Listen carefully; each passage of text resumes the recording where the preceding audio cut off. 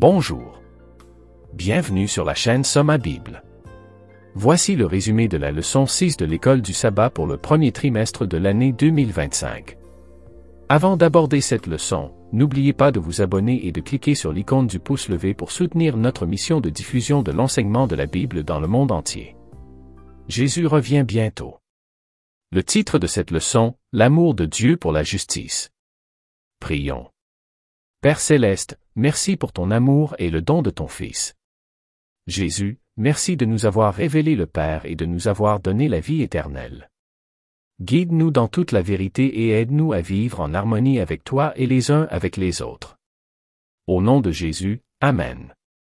Imaginez, si vous le voulez bien, le monde antique, un monde où les dieux étaient inconstants, imprévisibles et souvent cruels.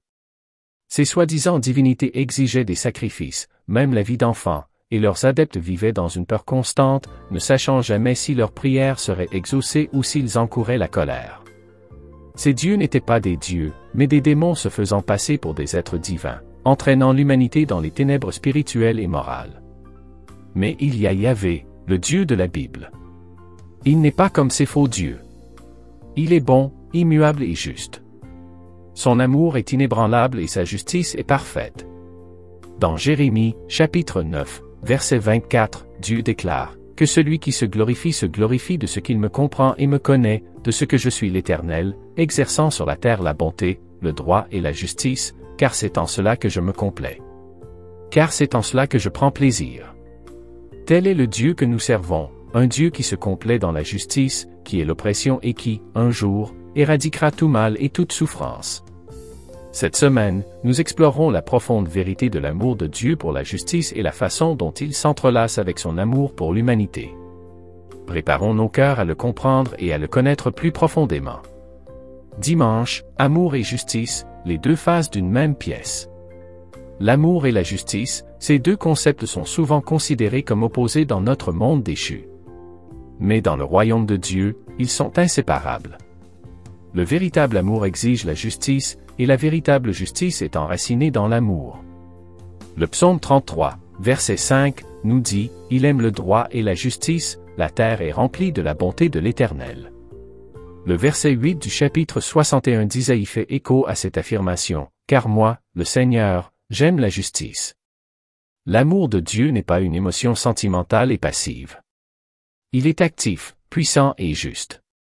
Il se soucie profondément des opprimés, des marginalisés et des vulnérables. Tout au long de l'Écriture, les prophètes crient contre l'injustice, lois injustes, exploitation des pauvres et oppression des faibles.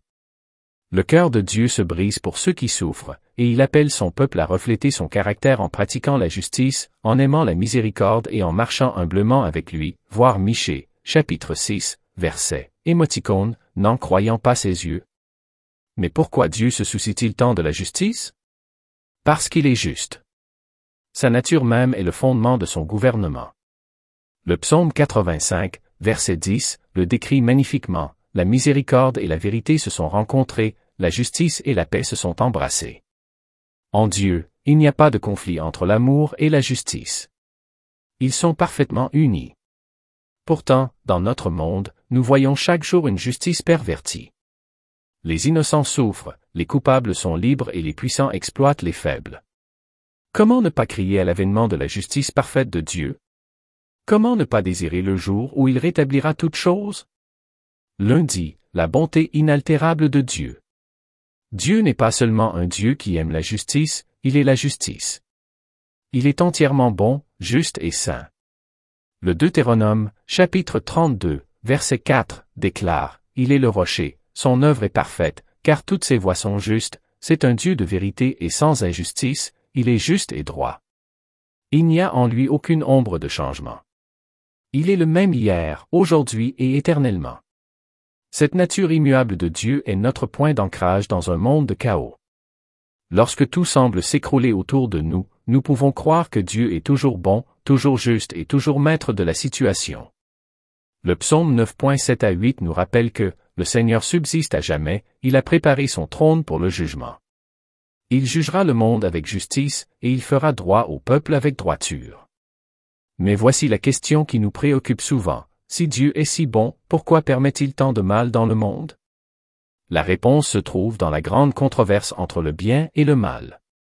Dieu a donné à l'humanité le libre arbitre, et cette liberté s'accompagne d'un potentiel de péché et de souffrance.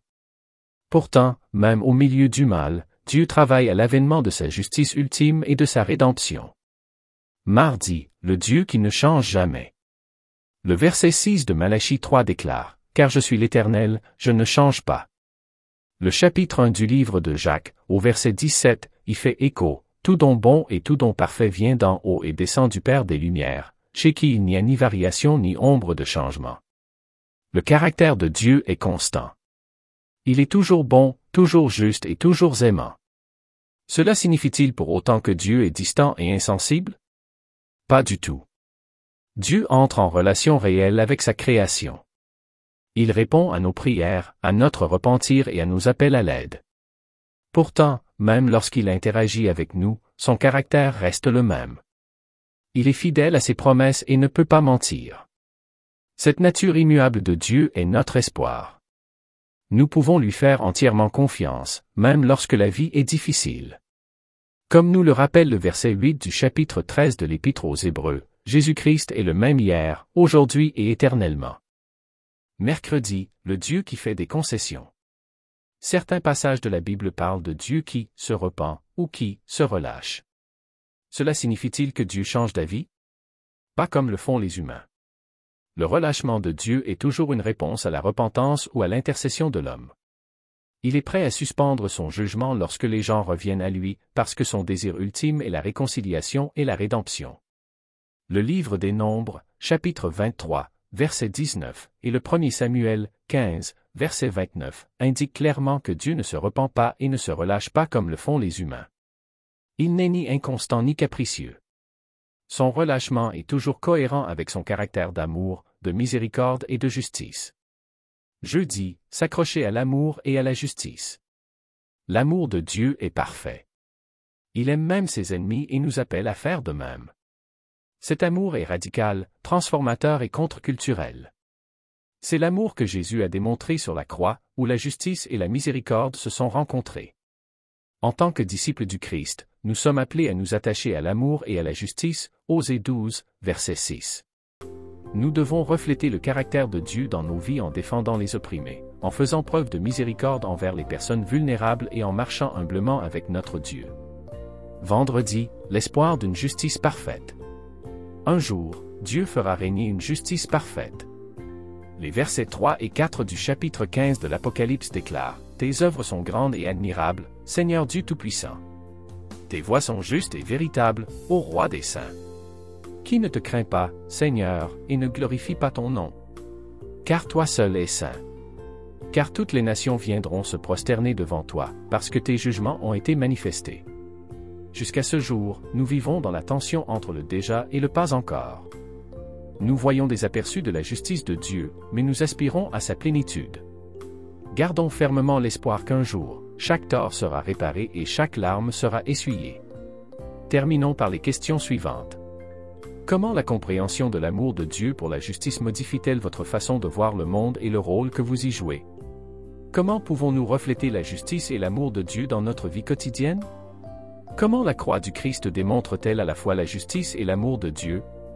Puissions-nous quitter cette semaine avec une compréhension plus profonde de l'amour de justice de Dieu et un engagement renouvelé à refléter son caractère dans nos vies. Amen.